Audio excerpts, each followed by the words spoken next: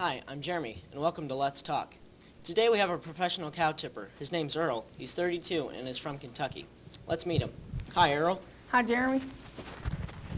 So let's start off with some questions. All right. About how long have you been a professional cow tipper?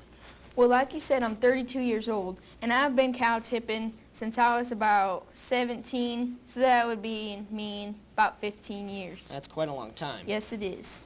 How did you come to this profession? Well, back when I was a teenager, all teenagers try new things, and I was one of the teenagers called a problem child. I was from a divorced family, and no one really paid any attention to me. Well, one day I was at my dad's farm, and I went out there. I had heard about cow tipping before, and I saw a cow, and I went over and tipped her. Some people say it's impossible to tip a cow. What do you have to say about this? That's basically baloney. I mean, it is hard for people that are inexperienced, but once you get used to it and you know how to do it, it's actually pretty easy. And that's also where I come into play, how I make my money, because I go and I teach people how to tip cows, and they pay me for it. You know what I'm saying?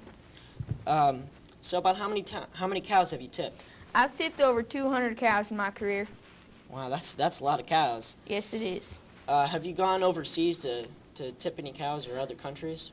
Well, I've never gone overseas, but I have gone down to Mexico and up to Canada, and that's where the big money is, because they don't know how to tip cows down there, nobody. So I taught a lot of people there. Yeah, I bet you do make a lot of money for that. Yeah. Can you tell us a little bit about the first cow that you've ever tipped? The first cow I've ever tipped, well, that was on my dad's farm, like I already said, and I went out there and saw this big old sow sitting right there on the grass, grazing. So I went up to it. This one just sitting there, just looking straight at me. I went up to it, got down on my stance, got my shoulder under it, and just pushed into it and tipped it right over. I see. Well, that's all the time we have for today. Until next time, see you later on Let's Talk.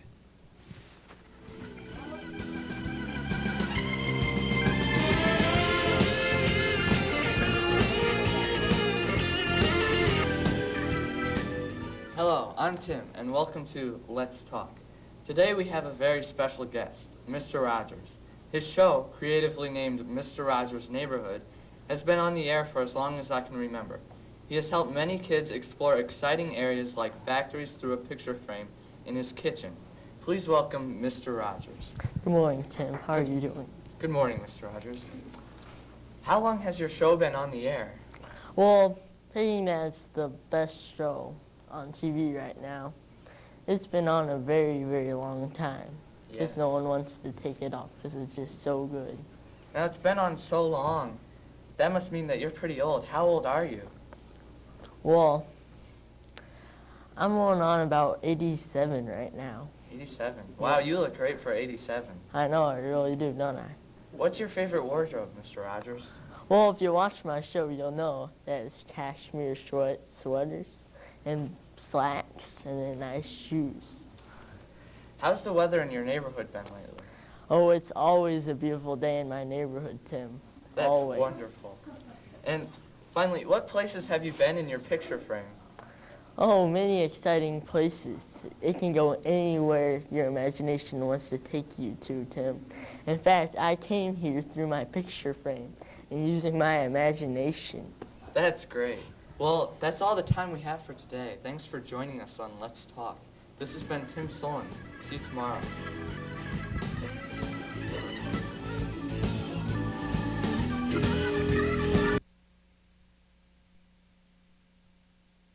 I'm Alex, and this is my dog, Brandon.